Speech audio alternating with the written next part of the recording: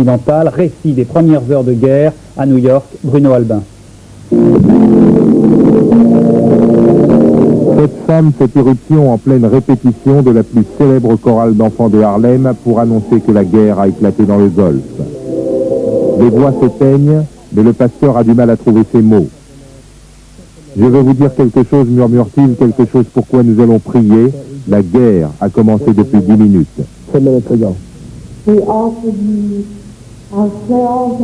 On a souvent prié cette nuit aux États-Unis et pas seulement dans les églises, où des milliers de personnes se sont spontanément rendues. Il y a beaucoup de monde là-bas, et beaucoup sont en train de mourir. Et la volonté de Dieu, c'est que tu ne tueras pas. C'est aussi leur président, mais ils sont arabes. On n'attendait pas la guerre civique. Il fallait laisser plus de temps à la diplomatie. C'est un épicier de Brooklyn, un immigrant. Il a choisi l'Amérique, mais qu'il le veuille ou non, il vit tout cela très mal. Comme cette famille juive de New York.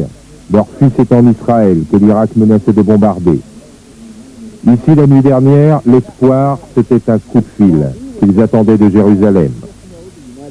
Les parents de ce soldat ont regardé pour la 100e fois la vidéocassette que leur fils a envoyée le mois dernier pour décrire son campement, une base aérienne quelque part en Arabie Saoudite.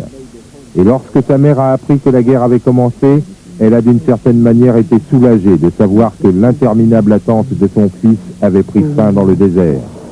Enfin, il y a la colère de certains autres, celle des pacifistes à New York et dans les grandes villes américaines. Cette nuit encore, ils ont sillonné les rues dénonçant la guerre du pétrole, comme ils disent. Mais le vacarme de leur manifestation a été couvert par le silence pesant de l'Amérique retenant son souffle.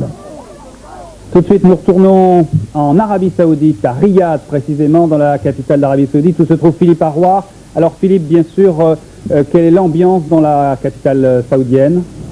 Eh bien, Riyad a été très calme ce matin. Après les alertes de cette nuit, la nuit a été agitée puisque nous avons donc connu 2 alertes aériennes.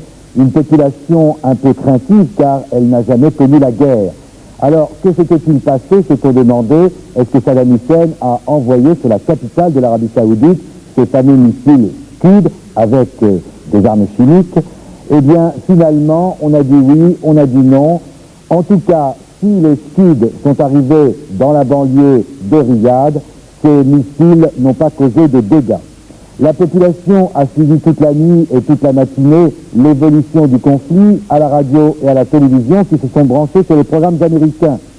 Pilonnage d'objectifs très précis, du travail sans bavure, nous a-t-on dit. Le roi d'Arabie a pu répéter ce qu'avait dit le porte-parole de la Maison-Blanche, la libération du Koweït a commencé.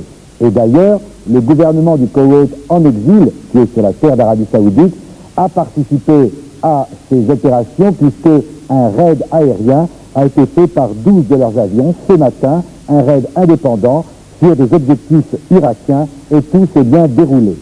Il n'y a pas eu de gros dégâts, quelques dégâts cependant, dans l'est du pays où sont concentrées les principales raffineries de pétrole. Ce, malgré l'intensité des combats sur l'est du pays, justement, il y avait plus de 1300 sorties depuis la nuit dernière, depuis le début de cette guerre. Merci Philippe.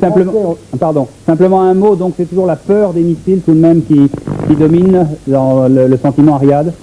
Oui, quand même, parce qu'on ne sait pas très bien exactement si Saddam Hussein est totalement écrasé, si son armée est totalement écrasée, ou s'il peut encore réagir et lancer encore des missiles. C'est pourquoi on nous demande de garder beaucoup d'attention et de précaution et de porter toujours notre appareil qui contient un masque à gaz au cas où la sirène retentirait à nouveau. Merci Philippe, on vous retrouve bien sûr dans nos prochaines éditions, même dans l'après-midi. Israël maintenant, l'État hébreu craignait beaucoup les répliques immédiates des missiles irakiens. Apparemment, elles ne sont pas venues car les bases de ces missiles irakiens auraient été détruites. Après l'angoisse en Israël, c'est maintenant l'optimisme prudent et aussi les questions. Charles Anderlin.